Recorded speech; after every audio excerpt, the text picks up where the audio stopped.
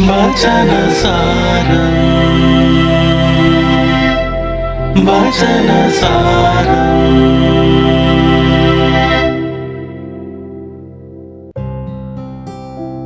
മിശിഹായിൽ സ്നേഹവാത്സല്യം നിറഞ്ഞവരെ, ഇന്ന് വിചിന്തനത്തിനായി തിരുസഭ നമുക്ക് നൽകിയിരിക്കുന്ന വചനഭാഗം വിശുദ്ധ മത്തായിയുടെ സുവിശേഷം 13-ാം അധ്യായം 1 മുതൽ 9 വരെയുള്ള തിരുവചനങ്ങളാണ്.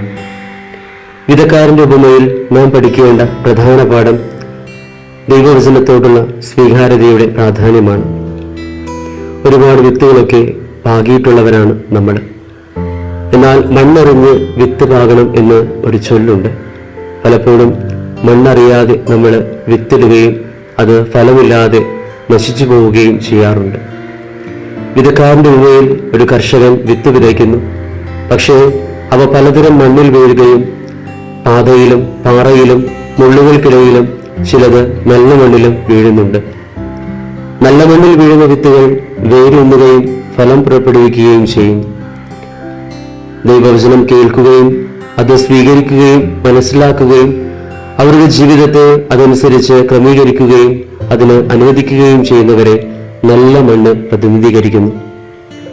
ഫലങ്ങളിലെ വ്യത്യാസം ദൈവവചനത്തിലെ പ്രതിനിധീകരിക്കുന്ന വിത്തല്ല, മറിച്ച് മനുഷ്യന്റെ ഹൃദയത്തെയും മനസ്സിനെയും പ്രതിനിധീകരിക്കുന്ന മണ്ണിന്റെ അവസ്ഥയാണ്. ദൈവവചനം ഒരാളുടെ ജീവിതത്തിൽ പിടിമുറുക്കുവാനും ഫലം പുറപ്പെടുവിക്കുവാനും അവരുടെ ഹൃദയം സ്വീകരിക്കുകയും അത് സ്വീകരിക്കുവാൻ തയ്യാറാവുകയും ചെയ്യണമെന്ന് ഇന്നത്തെ വിശുദ്ധ ഗ്രന്ഥം നമ്മെ ഓർമ്മിപ്പിക്കുന്നു.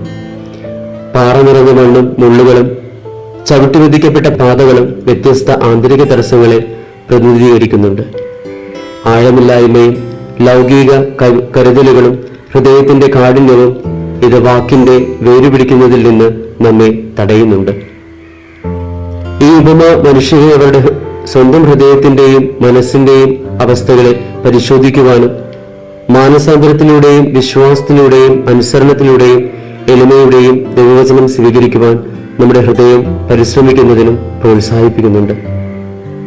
ദൈവവചനത്തിന്റെ വിത്ത് അവരുടെ ഉള്ളിൽ പരിപോഷിപ്പിക്കുവാനുള്ള ആത്യന്തിക ഉത്തരവാദിത്വം വ്യക്തിയുടേതാണെന്ന് ഇത് ഊന്നി പറയുകയാണ്.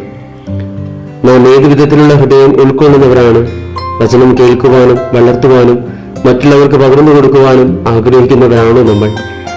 അല്ലെങ്കിൽ അങ്ങനെയുള്ളൊരു ഹൃദയം രൂപപ്പെടുത്തിയെടുക്കുവാൻ കർത്താവിന്റെ കരുണയ്ക്കായി നമുക്ക് പ്രാർത്ഥിക്കാം. അതിനുള്ള കൃപാവരത്തിനായി ദൈവം നമ്മെ അനുഗ്രഹിക്കുമാറാകട്ടെ. വചനസാരം വചനസാരം.